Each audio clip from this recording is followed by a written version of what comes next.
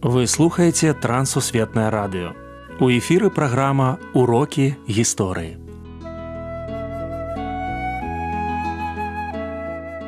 Запрашаем у падарожжа падзей, асоб і фактаў. Вучыцеся разам з намі.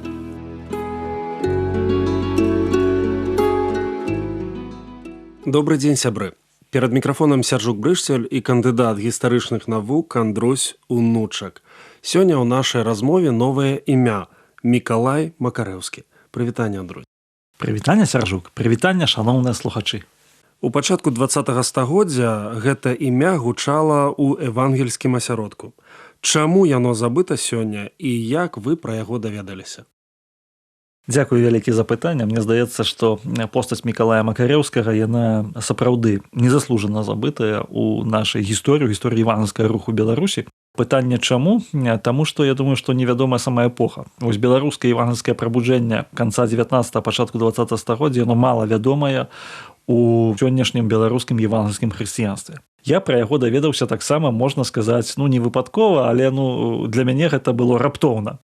У архіве ў Пецярбургу я гартаў мікрафільмы і натрапіў на такую газетную выразку з газеты «Новае время». Яна такая даволі папулярная газета ў той час была. І там інтэрв'ю з Мікалаем Макарэўскім, беларускім евангельскім прапаведнікам, які быў праваслаўным святаром. І мяне гэта проста вельмі ўразіла, што такая газета папулярная, яна бярэ інтэрв'ю чалавека, які з'яўляецца беларускім евангельскім прапаведнікам, а я пра яго нічога не ведаю. І я тады пачаў вось гэта пошукі і цікавіўся на ягонай біяграфіяй і для сябе адкрыў шмат чаго цікавага. Раскажыце біяграфію нашага гістарычнага героя.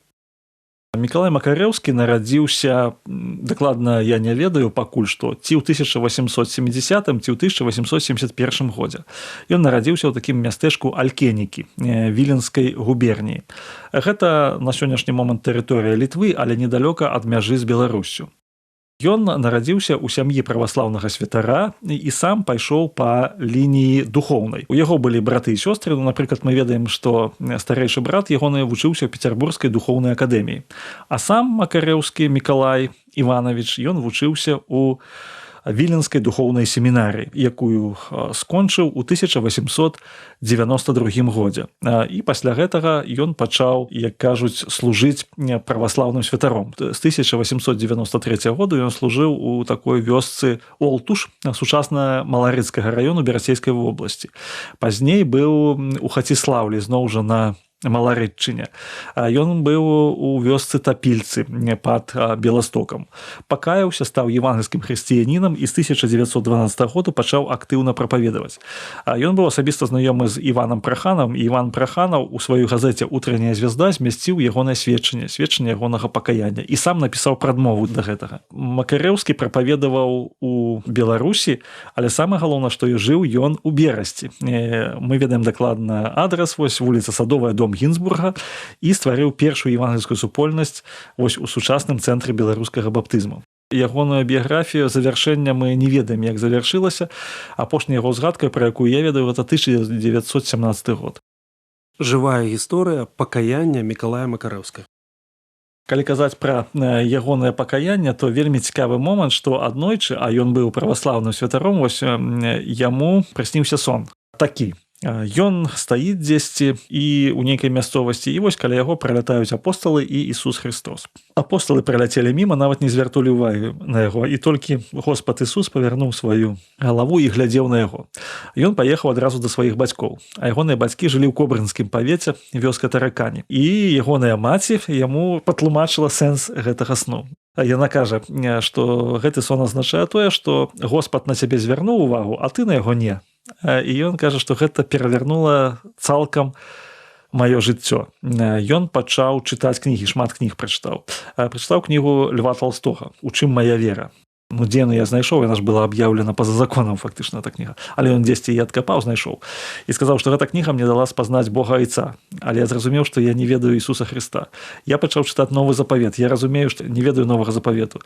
І я тады пачаў прапаведаваць у сваёй царкве. І я зразумеў, што з нашай вёскі, а вёска Тапільцы гэта даволі вялікая, 1200 прыхажанаў было толькі, шмат людзей чытае Біблію. І пасля даведаўся, што яны наведваюць баптысцкую царкву ў Беластоку. Калі я ім распавёў на пропаведзі гісторыю, якая адбылася са мной, яны мяне запрасілі на служэнне. І вось на служэнні я перажыў тое, што называецца пакаяннем і навяртаннем. Ну, вось так, калі коротка. Як змянілася служэнне Макарэўскага пасля пакаяння? Мікалай Макарэўскі, ён пачаў быць раз'язным прапаведнікам. Ён пісаў, што быў у Пецярбургу зарэгістраваны, была такая пасада нават, раз'язны прапаведнік Санкт-Пецярбургскай грамады евангельскіх хрысціянаў. Ён мог быць у розных мясцінах расійскай імперіі. Ён прапаведаваў і распаўсюджваў брашуры. Брашуры, свае сведчанні ён выдаў брашуры, ён вазіў бібліі, ён чытаў лекцыі супраць п'янства, ствараў такія цэрквы, грамады. Вось першую царкву ён стварыў у Берасці, гэта вёска Тапільцы.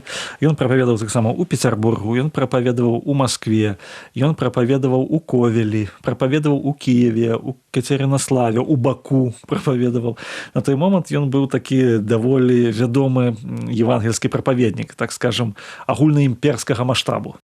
Мікалай Макарэўскі і Лукаш Дзекуцьмалей. Узгадкі пра Лукаша Дзекуцьмалея я ўпершыню знайшоў у ягонай справе следчай. Яго арыштоўвала паліцыя за тое, што ён прапаведуе па-за межамі малітоўных будынкаў, якіх на той момант зарэгістраваных у Беларусі проста не было. Прынамсі, у заходняй Беларусі. Дык вось, у гэтай следчай справе я знайшоў узгадку і пра арышт Дзекуцьмалея. Таксама яго паліцыя затрымала. З гэтага раблю выснову, што яны былі знаёмыя. Паліцыя пра гэта ведала. Пазней яшчэ Сцяпана Дмітравіча Пекуна я прачытаў, што дзесьці ад пропаведзі Дзекуцьмалея пакаяўся праваслаўны святар. Хто ад каго пакаяўся, там не зразумела, але відавочна, што яны былі знаёмыя. І нарэшце трэці момант, што хутчэй за ўсё Мікалай Макарэўскі, ён пазнаёміў Лукаша Дзекуцьмалея з Іванам Праханавым. І пасля Дзекуцьмалей ён стаў вучыцца на біблійных курсах у Пецярбургу. Цікавыя факты з новага жыцця Макарэўскага. Рэч у тым, што пра Макарэўскага было напісана 2 брашуры. Адну напісаў праваслаўны тэолаг з Пецярбурга Дмітрый Багалюбаў. Ён напісаў пра Макарэўскага брашуру «Дзела веры» нумар 22. Гэта былі антысектанцкія брашуры. Ён напісаў, што Макарэўскі, ён там зводзіць людзей, там ён еретык. У адказ на гэту брашуру напісаў яшчэ кніжку пра Макарэўскага невялікую, такі Йона Брэхінічаў, таксама праваслаўны святар з Тбілісі. І вот Макарэўскі, ён ездзіў з гэтымі 2 кніжкамі на евангелізацыі і казаў тым людзям: пра мяне напісана вось 2 кніжкі. Адна за мяне, другая супраць. Вы можаце пачытаць і зрабіць высновы ўласныя, хто я такі. І вось гэта вельмі падкупляла так ягоных слухачоў. Ён не выстаўляў сябе ў добрым свеце, ён казаў: я прапаведую не сябе, я прапаведую Хрыста.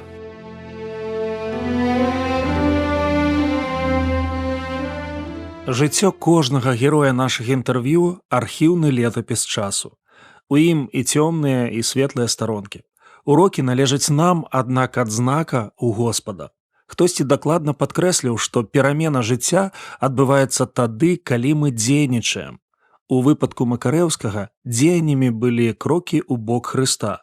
Мікалай звярнуў на яго ўвагу. Далей прыйшлі біблійныя адказы на пытанне: «Хто ты, Господзе, і што хочаш, каб я рабіў?»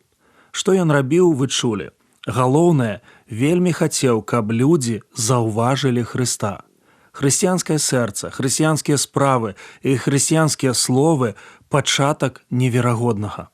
Маці Тэрэза казала: «Я магу рабіць тое, што не можаш ты. Ты можаш рабіць тое, чаго не магу я. Разам мы можам рабіць вялікія рэчы». Дзякую, што далучыліся да нашага праекту. Калі ў вас ёсць пытанні, пішыце, каля ласка, на адрас: Трансусветнае радыё, урокі гісторыі, паштовая скрынка 45, індекс 22 40 20, горад Брэст 20, Беларусь. Пакідаю для сувязі электронную пошту rmtwr.by@gmail.com. Шукайце нас на сайце twr.fm. До новых сустрэч!